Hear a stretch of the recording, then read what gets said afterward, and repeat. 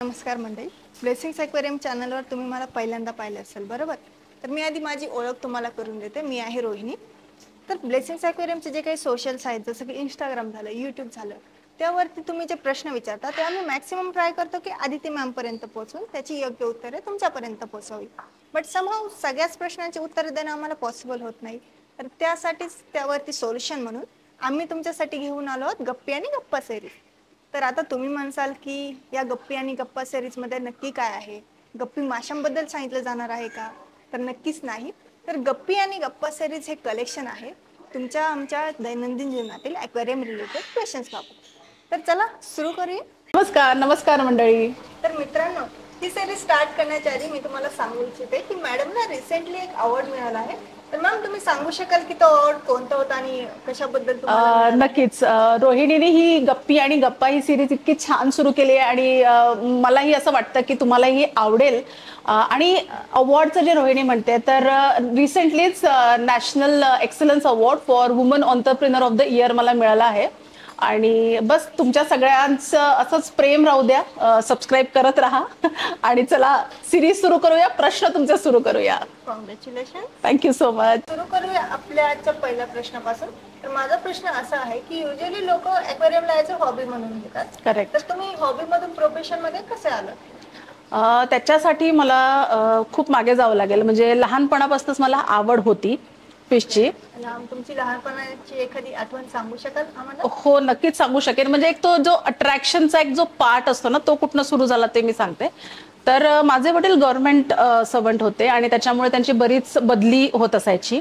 मूळची मी नागपूरची असल्यामुळे बाबांची बदली चंद्रपूरला होती तेव्हा, आणि नागपूरला आमचा सगळा बेस असल्यामुळे नागपूर चंद्रपूर आमचं ट्रॅव्हलिंग असायचं साधारण विकेंड्सला. सो तिथे जाताना मध्ये एक हॉटेल असायचं नेहमी, जिथे आम्ही जेवायला थांबायचो. आणि त्या हॉटेलमध्ये खूप, म्हणजे तेव्हा मला खूप सुंदर वाटायचं. सो एक ॲक्वेरियम होता आणि त्याच्यामध्ये खूप सुंदर असे ते मासे होते.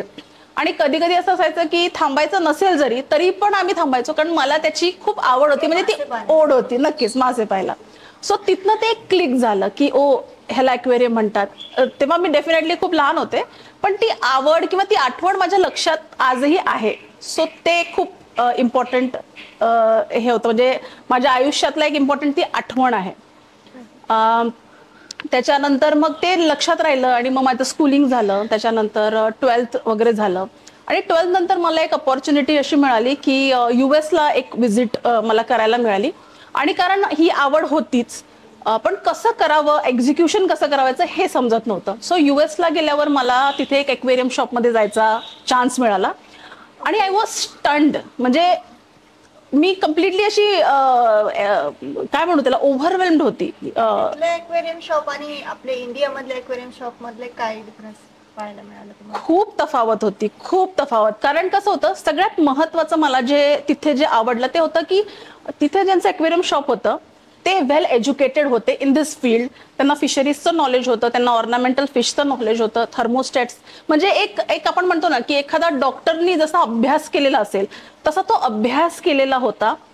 त्यांचं जो ज्या टाईपचे त्यांचे ॲक्वास्केप्स होते त्यांनी कसे ठेवले आहेत, तर ते सगळं बघून मला म्हणजे एक वेगळ्या वर्ल्डमध्ये माझं ट्रान्झिशन झालं की ओ. कारण तोपर्यंत किंवा आजही आपण 24 वर्षांनंतर साधारण बोलतोय, 2000ची गोष्ट मी सांगते तुला. तर आजही आपण बघितलं तर ॲक्वेरियम शॉपमध्ये आपल्याला म्हणजे सगळेच ॲक्वेरियम शॉप इतके सुंदर किंवा तितकं एंटायरली म्हणजे विचार करून प्लॅन केलेले किंवा असे नसतात. म्हणजे एक फिश टँकचे दुकान टाकायचं म्हणून टाकलंय, हा त्याच्या मागचा साधारण बरोबर. सो माझ्याकडे कारण कंपॅरिझन करायला इतकं जास्त होतं. सो ते सगळं बघून माझ्या कुठे ना कुठे ते खूप लक्षात राहिलं. आणि दॅट इज हाऊ आल्यावर मी हा विचार केला की असे ह्याचे सर्टिफिकेशन्स कसे असतात, इंडियात आहेत का, मग ते आपण कसे करू शकतो, त्याच्यासाठी काय बेस पाहिजे, असा सगळा विचार मग त्याच्यानंतर मी सुरू केला. फिशरीज मध्ये तुम्ही डॉक्टरेट सुद्धा मिळवलेली आहे, राईट? हो, राईट. डॉक्टरेट मी खूप नंतर केली, कारण ग्रॅज्युएशन झाल्यावरच मी पुण्याला आले होते. आणि नागपूरवरून पुण्यामध्ये तुम्ही कसे शिफ्ट झालात? अगेन जसं मी सांगितलं की बाबा गव्हर्नमेंटमध्ये असल्यामुळे त्यांची ट्रान्सफर्स व्हायच्या आणि पुणे हे त्यांनी ठरवलं होतं की आपलं रिटायरमेंट पुण्यात हे करायचं. अँड दॅट इज हाऊ त्यांच्या सर्व्हिसच्या शेवटच्या टप्प्यात आम्ही नागपूरहून पुण्याला शिफ्ट झालो. आणि पुण्याला शिफ्ट झाल्यावर मग आणखीन मला म्हणजे ते जे मला करायचं होतं, कारण तोपर्यंत माझं ग्रॅज्युएशन झालं होतं. सो मी आणखीन बघत होते की फिशरीजमध्ये आपण अजून काय करू शकतो, काही कोर्सेस आहेत का. सो तो तिथे माझा जो प्रवास आपण म्हणतो तो सुरू झाला. तर तुम्ही पुण्याला शिफ्ट झाल्यानंतर या ॲक्वेरियम सेटअप कसा केलं, म्हणजे असं एकदम स्टार्ट केलं सगळं की पूर्ण? नाही, जेव्हा आम्ही पुण्याला शिफ्ट झालो त्याच्यानंतर मी जसं म्हणजे ह्याच्यामध्ये इंटरेस्टेड होतेच. आणि तेव्हा रिचर्ड सर आणि मी कॉलेजमेट्स होतो नागपूरला. आणि त्यांचं तेव्हा शॉप ऑलरेडी नागपूरमध्ये फुल फ्लेजेडली सुरू होतं, म्हणजे त्यांनी 2002 मध्येच सुरू केलं होतं. सो तिथे त्यांचं फुल फ्लेजेड शॉप सुरू होतं. आणि मग मी त्यांना कॉन्टॅक्ट केला की सर असं असं आहे आणि मला असं वाटतंय की पुण्यात पोटेन्शियल आहे. सो देन ते म्हणाले की ठीक आहे, मी काही दिवस येतो, मग आपण बघूया, आपण मार्केट स्टडी करूया. मग ते इथे आले. मग 15 दिवस आम्ही मार्केट स्टडी केली. मार्केट स्टडी केली म्हणजे काय केलं की सगळ्या शॉपमधले इथल्या आम्ही फिरलो. शॉप ओनर्स कसे आहेत, त्यांना एज्युकेशन आहे का, त्यांना इन्फॉर्मेशन आहे का, कशा टाईपचे सेटअप्स त्यांनी केले आहेत. कारण रेफरन्स पॉईंट ऑफ व्ह्यूसाठी आमच्याकडे यूएसचे शॉप होतेच. सो त्याच्यामुळे इथे आम्हाला कंपॅरिझन करायला खूप इझी पडलं आणि दॅट इज हाऊ सेटअप करण्यासाठी पण खूप इझी पडलं, म्हणजे विचार करण्यासाठी. तुम्हाला काय तफावत जाणवली यामध्ये? तफावत म्हणजे प्रत्येक गोष्टीत तफावत होती रोहिणी, की तिथलं शॉप एक ज्या पद्धतीने क्लिनलीनेस होतं किंवा आपण ज्याला म्हणतो एक प्रोसेस ओरिएंटेड होतं. तेव्हा सुद्धा म्हणजे तेव्हा तर इतकं ऑनलाईनचा जमाना पण नव्हता, पण प्रोसेस ओरिएंटेड होतं, प्रॉपर गायडन्स होता. त्याच्यानंतर फिशला तुम्ही जेव्हा सेल करता, तुमचा मेन प्रोडक्ट हा फिश आहे, सो त्याला ठेवण्यासाठी जे सेटअप्स होते ते सेटअप्स कसे आहेत, फिश तुमचे आजारी आहेत का, वॉटर सर्क्युलेशन कसं आहे, फूडसाठी किंवा ड्रायसाठी कुठले प्रोडक्ट्स आहेत, कुठले ऑप्शन्स आहेत, ॲज इन ओनर तुमचा प्रेझेन्स कसा आहे, तुम्ही कसं बोलताय, अशा भरपूर आमच्याकडे पॅरामीटर्स होते कंपॅरिझन करण्यासाठी. आणि सिन्स म्हणजे इथे लोकली कुठेही आम्हाला तसा एक फीडबॅक नाही मिळाला आणि त्याच्यामुळे आम्ही हे पॉइंट्स नोट करत गेलो. आणि मग नंतरची जर्नी पण डिफिकल्ट होती, कारण आम्ही एक प्रोजेक्ट रिपोर्ट बनवला आणि त्या प्रोजेक्ट रिपोर्टला जेव्हा आम्ही बँकमध्ये घेऊन गेलो की आम्ही असं एक करण्याचा विचार करतोय, तेव्हा कमीत कमी आम्ही साधारण मी सांगतो तुला 20 ते 25 बँक्समध्ये गेलो. आणि सगळ्यांनी आमचे प्रपोजल रिजेक्ट केले. रिझन बिंग हेच की असं कसं ॲक्वेरियम शॉपसाठी, म्हणजे तुम्ही असा कसा विचार करता, हे US नाहीये ना, हे इंडिया आहे. पण लकीली आम्हाला जोशी म्हणून एक खूपच म्हणजे त्यांनी खूप आम्हाला सहकार्य केलं आणि खरंच मी आज त्यांचे म्हणजे आपण जर त्यांना एक थँक्यू जोशी सर, तुम्ही खूप मदत केली. ते बँक मॅनेजर होते तेव्हा, IDBI बँक होती, आता IDBI बँक आहे, तेव्हा युनायटेड वेस्टर्न होती. सो त्यांनी आम्हाला लोन दिलं आणि ही मेड शुअर की तुम्हाला जे करायचं आहे बिझनेसमध्ये ते मी तुम्हाला नक्की सपोर्ट करीन. आणि तसं मग आम्ही लोन घेतलं. म्हणजे मी हे खूप इझिली सांगते, पण ह्याला ऍक्च्युली खूप वेळ लागला. सो लोन घेतल्यानंतर मग रिचर्ड सरांनी सगळा लेआउट बनवला, कसं असायला पाहिजे, काय असायला पाहिजे. तेव्हा जेव्हा लोकांच्या घरी सुद्धा कॉम्प्युटर्स नव्हते 2004-2005 मध्ये, तेव्हा आम्ही शॉपमध्ये कॉम्प्युटर ठेवलं. त्याची म्हणजे ऑनलाईन जितका आम्ही करू शकत होतो तेव्हा तो सगळा सेटअप केला. आणि बेसिकली आमचा मुद्दा हाच होता की blessings aquarium is always different from other shops. आमचं कोणाशी कॉम्पिटिशन नाहीये, आजही नव्हती, म्हणजे कालही नव्हती आणि आजही नाहीये. आम्ही स्वतःलाच आमची कॉम्पिटिशन करतो की मागच्या वर्षी आपण कसे होतो, या वर्षी आपण कसे आहे आणि पुढच्या वर्षी आपण कसे असणार आहे. So that is it about. आणि मेजरली ह्याचं 80% क्रेडिट ब्लेसिंग्स अक्वेरियमचं तू म्हणशील तर रिचर्ड सरांना आहे. बाकी 20% मध्ये काही हिस्सा माझा, काही हिस्सा टीमचा आणि आपल्या वेंडर्सचा, तुझ्यासारखे आमचे जे मित्र आहेत इथले ब्लेसिंग्स अक्वेरियमची जी फॅमिली आहे त्यांना मी देईन. तुमची जर्नी आम्ही सगळ्यांनीच पाहिली. तर आता आमचे काही जे मित्र आहेत त्यांचे तुमच्यासाठी काही प्रश्न आहेत, त्याला सुरुवात करूया. नक्कीच. तर माझा पहिला प्रश्न असा आहे की सामान्यतः जे लोक फिश टँक मध्ये फिश ठेवतात ते ठेवताना कोणत्या चुका टाळाव्यात? चुका आपण अशा करतात, म्हणजे लोक जेव्हा ॲक्वेरियम ठेवतात तर सगळ्यात महत्वाची पहिली चूक ही आहे की त्यांना हे माहिती नसतं, म्हणजे त्यांना नॉलेज नसतं ॲक्वेरियम बद्दल. बस आवड आहे, आवडलंय, काहीतरी कलरफुल वाटतंय म्हणून आणायचं, 4-5 महिने कसं बसं त्याला मेंटेन करायचं आणि ते फिश मरतात, त्याच्यानंतर हॉबी संपते. साधारण आणखीन चुका लोक काय करतात, चुकीचे फिश एकत्र ठेवणं, चुकीच्या टँकमध्ये फिश ठेवणं, चुकीचे फिल्टर, चुकीचे लाईट, जे अपॅरेटस महत्वाचे असतात ते व्यवस्थित न लावणं, वॉटर म्हणजे पाणी फिश टँक मधलं 100% चेंज करणं, या ज्या चुका आहेत ना, ह्या खूप प्रिलिमिनरी चुका आहेत. आणि एवढ्या 20-25 वर्षात मी हेच बघितले की लोक हे करतात, सातत्याने करतात, आणि 6 महिन्यानंतर ते फिश मेल्यावर की अरे ही हॉबीच खराब आहे किंवा नकोच. कारण घरचे पण मग सुरू होतात, अरे तुझ्यामुळे फिश मरतात आहे, तर आम्हाला पाप लागतंय. बरोबर आहे, त्यांचं पण बरोबर आहे. सो असं करत करत काय होतं की शेवटी ती हॉबी आपण की जाऊ देतो, फिश टँकही नको, ते फिशही नको, तापही नको. तर ह्या काही गोष्टी त्यांनी टाळायला पाहिजे. एक्सपर्ट्सचा ऍडवाइस घ्यायला पाहिजे, विचारायला पाहिजे. आजकाल तर सगळं ऑनलाईन आहे, बऱ्याच गोष्टी तुम्हाला कळतात. काही कन्फ्युजन्स असतील, काही क्वेश्चन्स असतील तर तुम्ही डेफिनेटली विचारू शकता. तर हे सगळा विचार करून, अभ्यास करून मग ॲक्वेरियम सुरू करावं, असा माझा सल्ला आहे. त्याबाबत माझा एक एक्सपिरियन्स आहे. मी बाउलमध्ये फिश ठेवले होते, ओके टेट्रा फिश. ओके एका बाउलमध्ये आम्ही 4 फिश ठेवले होते. त्यावेळेस आम्हाला माहित नव्हतं की बाउलमध्ये फक्त बेटा फिश राहतो म्हणून. ओके. तर आमचे जे 4 फिश होते त्यातले एक एक फिश मरत गेले आणि आम्हाला वाटलं की शॉपकीपरने आम्हाला फिशच चुकीचे दिले. फिश दिले. त्यानंतर आम्ही परत मग फिश बरेच दिवस आणलेच नाही. आता तो बाउलही तसंच पडलेला आहे. आता तुम्ही जर आम्हाला असे डिटेल्स सांगितले तर नक्कीच आम्ही परत ती हॉबीला स्टार्ट करू शकतो. डेफिनेटली. आता जसं तू बाउलचंच म्हटलंस, तर बऱ्याच लोकांचा पहिला थॉट हा असतो की अरे चला बाउलपासून सुरुवात करूया, सेट करूया, जरा बघूया आणि मग आपण मोठ्या टँकला जाऊया. पण बाउलपासून अजिबात या हॉबीची सुरुवात करू नये. तुम्ही, तुमच्याकडे जागा नसेल तर तुम्ही एक छोटा टँक घ्या, छोटा टँक घेऊन तुम्ही सुरू करू शकता. बाउलचा मुख्यतः म्हणजे नेगेटिव्ह पॉईंट काय की त्याच्यामध्ये तुम्ही थर्मोस्टॅट लावू शकत नाही, त्याच्यामुळे तुम्ही फिल्टर लावू शकत नाही. आणि मुळात आपण जे फिश आपण बघतो, इनफॅक्ट बीटा सुद्धा, म्हणजे आता ऑप्शन नसतं म्हणून आम्ही बीटा बाउलमध्ये देतो, बट अदरवाईज कुठलाही फिश बाउलमध्ये ठेवू नये. एक तर त्याचं डिझाईन जे आहे it is not good for fish. Fish स्ट्रेसमध्ये येतात बिकॉज ऑफ दॅट सर्क्युलर हे टेम्परेचर सुद्धा अनइव्हनली डिवायडेड असतं. आता बरेच लोक असं पण म्हणतील कॉमेंटमध्ये की नाही आम्ही तर बऱ्याच वर्षांपासून बाउल ठेवले आहे किंवा समहाऊ कोणाकोणाकडे जमतं. पण as a starter, as a beginner तुम्ही जर मला येऊन विचारात तर माझा सल्ला असेल की अजिबात बाउलपासून सुरू करू नका. एक छोटा फिश टँक घ्या ज्याच्यामध्ये तुम्ही छोटे फिश ठेवू शकता, ज्याच्यामध्ये तुम्ही फिल्टर, लाईट, थर्मोस्टॅट म्हणा, बाकीच्या गोष्टी सगळ्या डेकोरेट करू शकता. तिथनंच तुम्ही सुरू करा. आणि जसं चुकांचं तू एक म्हणालीस तर मला आता एक लक्षात आलं की बरेच लोक आहे ना प्लास्टिकचे आयटम घेऊन येतात, ते बबल सोडणारे, उडणारे. तर तसं काही तुम्ही जर फिशला दिलं ते एक तर प्लास्टिक खराब असतं, ते त्याचा कलर निघतो, मग ते फिशसाठी चांगलं नसतं. सो जितकं तुम्ही नॅचरल ठेवाल, जितका नॅचरल स्केप ठेवाल तितकं चांगलं. मॅडम एक प्रश्न सारखं माझ्या मनात होतं, म्हणजे हा कोणी विचारला नाही बट माझ्या मनात चाललं होतं बरंच की ज्यावेळेस तुम्ही एखादा कस्टम ॲक्वेरियम डिझाईन करता त्यावेळेस तुम्ही जास्त कोणत्या पैलूंवरती भर देता? ओके. आता जेव्हा आपण एखादा ॲक्वेरियम डिझाईन करतो तर सगळ्यात पहिले आम्ही त्या ॲक्वेरियम ओनर्सशी बोलतो, समजून घेण्याचा प्रयत्न करतो की त्यांची रिक्वायरमेंट काय आहे, ते कशासाठी ठेवतात आहे, ते वर्किंग आहेत का. कारण दोघं जर वर्किंग असतील तर मग ॲक्वेरियम मेंटेनन्समध्ये प्रॉब्लेम येऊ शकतो.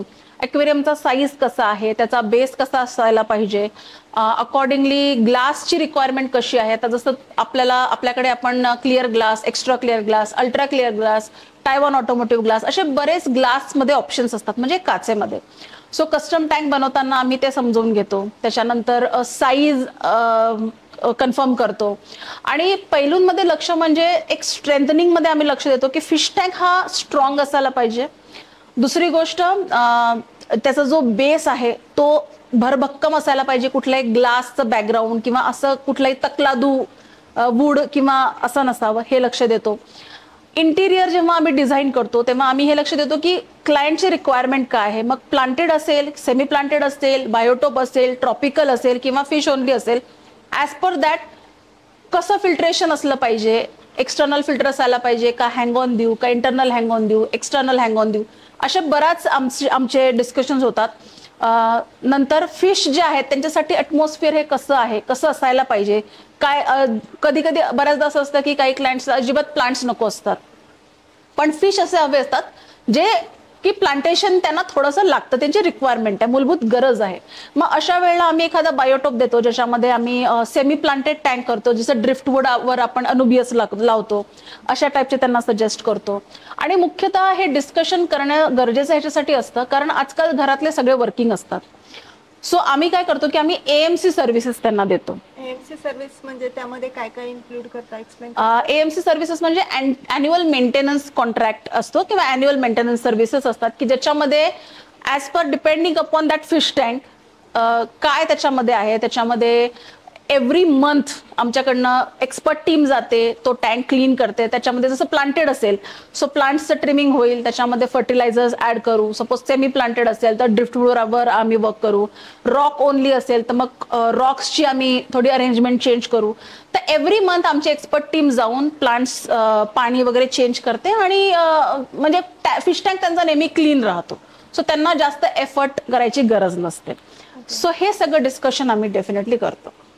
तर तुमचा जो 20 वर्षांचा एक्सपिरियन्स आहे त्यामधून तुम्हाला ॲक्वेरियमचं मेंटेनन्स करताना सर्वात हार्डेस्ट पार्ट कोणता वाटला? बघ, ॲक्वेरियमचं 90% काम जे तू म्हणशील तर ते आहे वॉटर पॅरामीटर म्हणजे पाण्याची गुणवत्ता. ओके, तर ती टिकवून ठेवण्यासाठी तुम्ही आमच्या फ्रेंड्सना काही टिप्स देऊ शकाल? नक्कीच. पाणी चांगलं असेल ना तुमचं, पाणी तुमचं फ्रेश असेल तर तुमचे फिश नेहमी फ्रेश असतील. सो पाण्याची गुणवत्ता टिकवण्यासाठी तुम्ही म्हणजे बरेच ऑप्शन्स असतात, पण आता काही मी टिप्स अँड ट्रिक्स सांगते. जसं पाणी रेग्युलर चेंज करत राहा, त्याच्यानंतर फूड कमी टाका, ड्रिफ्टवूड आपण जे म्हणतो ड्रिफ्टवूड वगैरे अशा नॅचरल गोष्टी ॲड करा, नॅचरल रॉक्स ॲड करा, ॲक्वास्केपिंग रॉक्स ॲड करा ज्यांनी वॉटर पॅरामीटर्स चांगले असतात. आणि बरेच फिश असतात ज्यांना अल्कलाईन किंवा ॲसिडिक वॉटर लागतं ॲज पर देअर प्रिफरन्स. मग तशी एखादी फिश तुम्ही ठेवणार असाल तर त्या गोष्टी तुम्ही फॉलो करा. सो सगळ्यात हार्ड पार्ट पाणी म्हणजे वॉटर पॅरामीटर किंवा पाण्याची गुणवत्ता मेंटेन करणं हाच असतो. बाकी सगळ्या गोष्टी तुम्ही हार्डस्केप चेंज करू शकता, तुम्ही फिश चेंज करू शकता, प्लांट्स चेंज करू शकता, डेकोरेशन चेंज करू शकता, फिश टँक एंटायर चेंज करू शकता, लहानाचा मोठा करू शकता.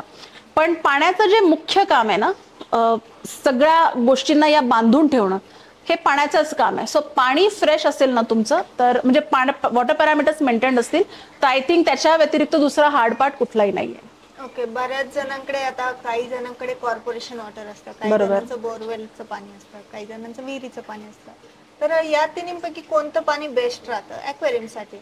ओके, आता सगळ्यात पहिले तू कॉर्पोरेशनचं पाणी प्यालीयस, विहिरीचं प्यालीयस आणि बोरिंगचं पण प्यालीयस. तिन्हीच्या टेस्टमध्ये डिफरन्स आहे. लक्षात येतं की कॉर्पोरेशनचं म्हणजे विहिरीचं पाणी कितीही आपण प्यालो तरी आपली तहान भागत नाही, कारण आपल्याला लहानपणापासून ती कॉर्पोरेशनच्या पाण्याची सवय असते. तसंच जेव्हा बोरिंगचं पाणी आपण एखाद्या वेळेला पितो तर आपल्याला असं वाटतं बापरे किती खारट आहे किंवा क्षार खूप जास्त असतात.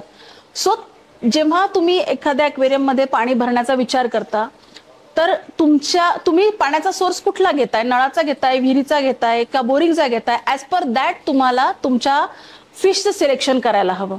आता साधारण विहिरीचं किंवा बोरिंगचं पाणी आपण ठेवलं तर तशा ॲक्वेरियम्समध्ये तू बघशील तर ॲल्गे डेव्हलपमेंट म्हणजे ज्याला आपण म्हणतो शेवाळ ते खूप जास्त होतं, कारण ते नॅचरल सोर्स आहे वॉटरचा.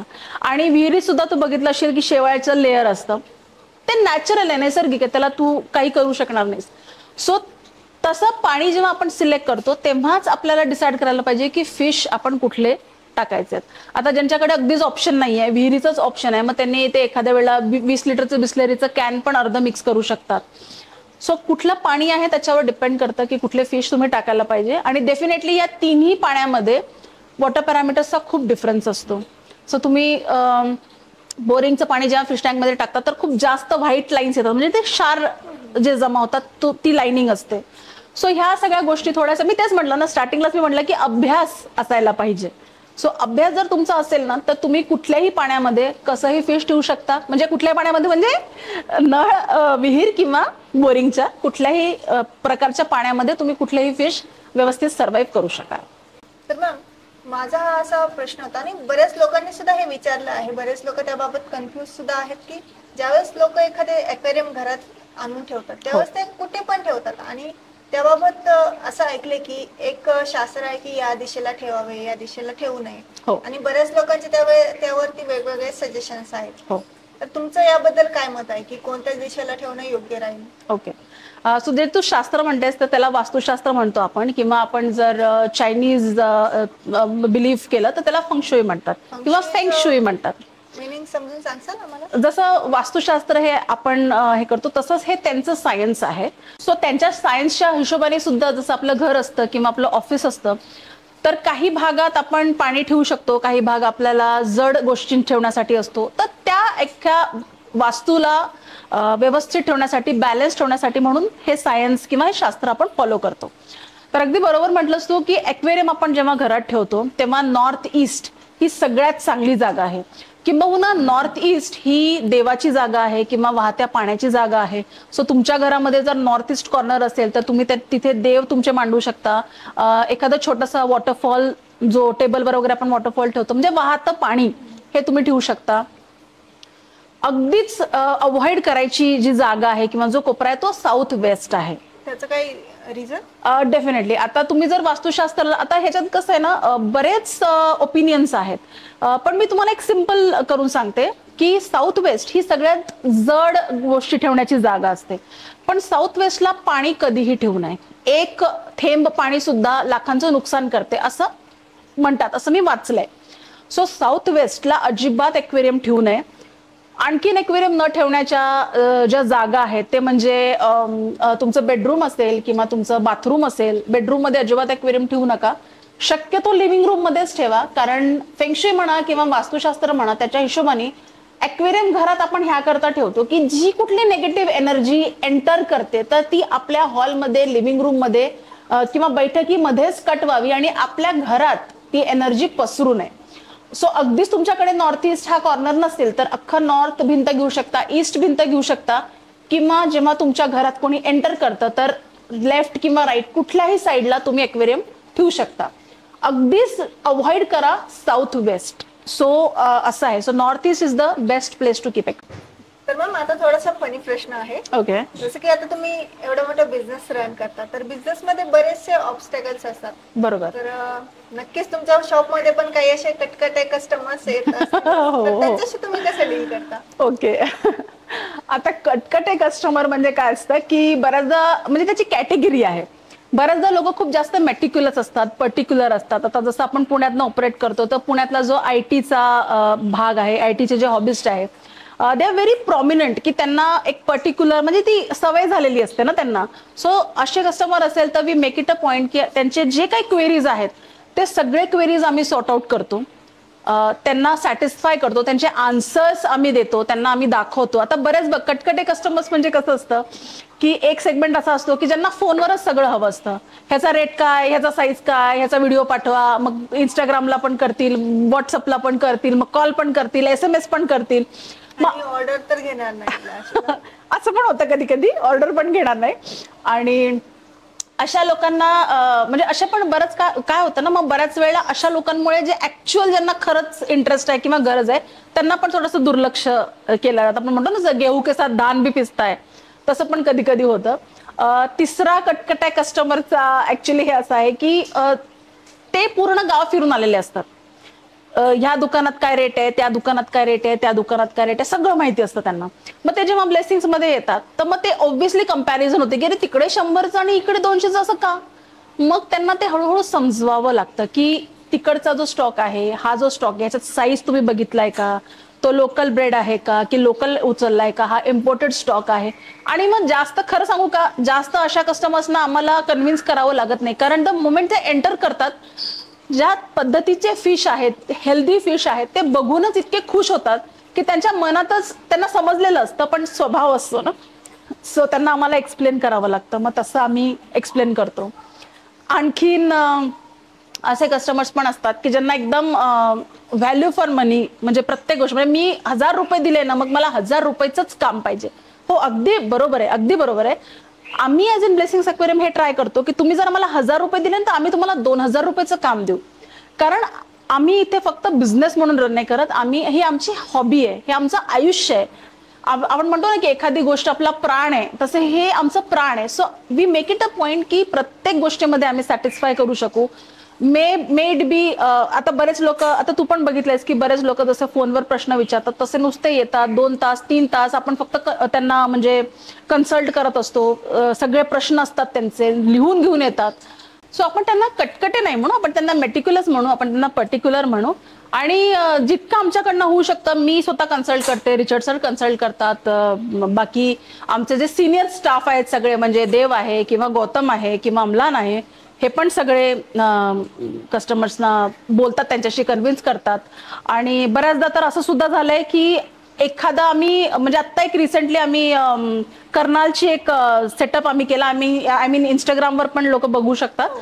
सो फक्त फोनवर डिस्कशन झालं होतं, सगळं डिस्कशन फक्त फोनवर झालं होतं आणि साधारण 2-2.5 लाखाचा तो सेटअप होता.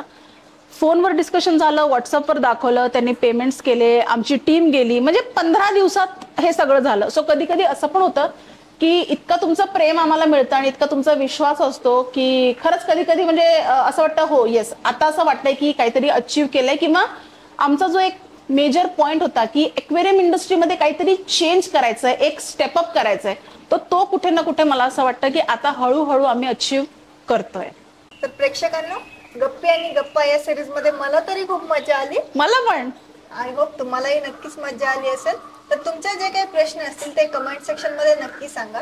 पुढची जी सिरीज येणार आहे त्यामध्ये आम्ही नक्कीच प्रयत्न करू की तुमच्या प्रश्नांची उत्तरे देता येईल. तोपर्यंत हॅपी फिश कीपिंग.